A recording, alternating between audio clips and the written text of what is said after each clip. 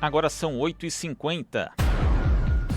Novas regras eleitorais que serão colocadas em prática nas eleições municipais deste ano podem diminuir consideravelmente o número de partidos no cenário político brasileiro.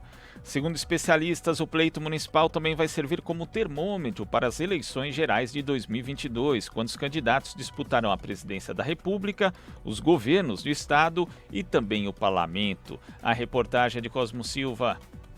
O Tribunal Superior Eleitoral aprovou em dezembro de 2019 novas regras para as eleições deste ano.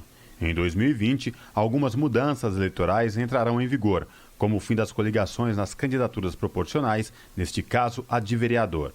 Os candidatos às prefeituras, cargos majoritários, podem contar com o apoio de outras legendas, ou seja, podem formar coligações para disputar as eleições. As restrições para as campanhas podem parecer exagero, porém, observando o contexto político de crise de representação, os candidatos serão obrigados a estar mais próximo do eleitorado e da sociedade, para debater suas plataformas de campanhas e convencer o cidadão das suas propostas.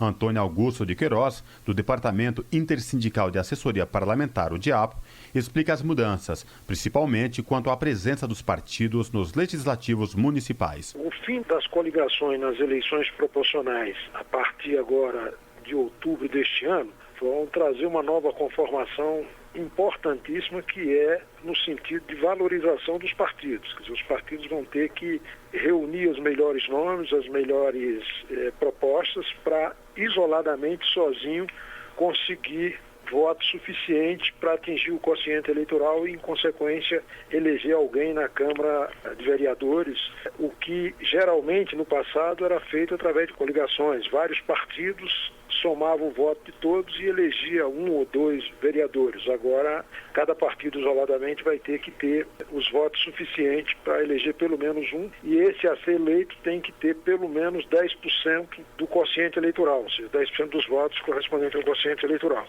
Então, é uma mudança significativa que pode alterar muito a presença dos partidos nas câmaras de vereadores. Especialista em partidos políticos e em eleições, Maria do Socorro Braga ressalta que um dos principais impactos nas eleições municipais deste ano será a diminuição do número de partidos no cenário nacional. Partidos vendo a dificuldade de se manter, de se sobreviverem nesse novo contexto, a tendência é de se agregarem, de haver fusão entre partidos, ou não vão concorrer às eleições, que eu acho mais difícil. Isso tudo, e fora o cálculo também que se faz na hora de apresentar candidatos, com coligações facilitava muito a vida de partidos que tinham menos expressões nos municípios, nos diferentes municípios. O principal impacto mesmo é a redução do número de partidos. Alguns analistas, inclusive, já fizeram alguns cálculos que pode chegar a 16 partidos. Hoje nós temos 31, se eu não me engano, partidos nominais, Então, a gente teria uma redução aí praticamente da metade, de partidos. Ainda de acordo com o assessor do DIAPO, as novas regras eleitorais já podem sinalizar quais forças partidárias estarão mais em sintonia com a sociedade. Antônio Augusto de Queiroz ainda destaca que as eleições municipais deste ano também podem ser um prenúncio de quais os rumos das eleições gerais de 2022. O fim das coligações vão deixar mais claro qual é o partido que tem maior identidade com a população. Quer dizer, saber exatamente quais são as forças que vão estar mais prestigiadas, que estão mais em sintonia com o pensamento da população. Porque antes haviam coligações com parlamentares de direita e de esquerda numa mesma coligação. Agora não há mais essa hipótese da coligação e, portanto, o eleitor vai ter que escolher por um dos partidos e com mais clareza, com maior clivagem ideológica. Isso é muito positivo para o país, para se ter clareza de quais são os rumos que se anunciam para as eleições de 2022, porque a eleição municipal é um prenúncio do que pode ocorrer na sequência, porque se constitui na base dos futuros parlamentares, do futuro presidente, dos futuros governadores. O pleito municipal de outubro contará ainda com regras de financiamento eleitoral e restrições em relação ao autofinanciamento e a possibilidade do financiamento coletivo, feito por pessoas físicas, além do fundo eleitoral e espaço de rádio e TV tradicionais nas campanhas políticas.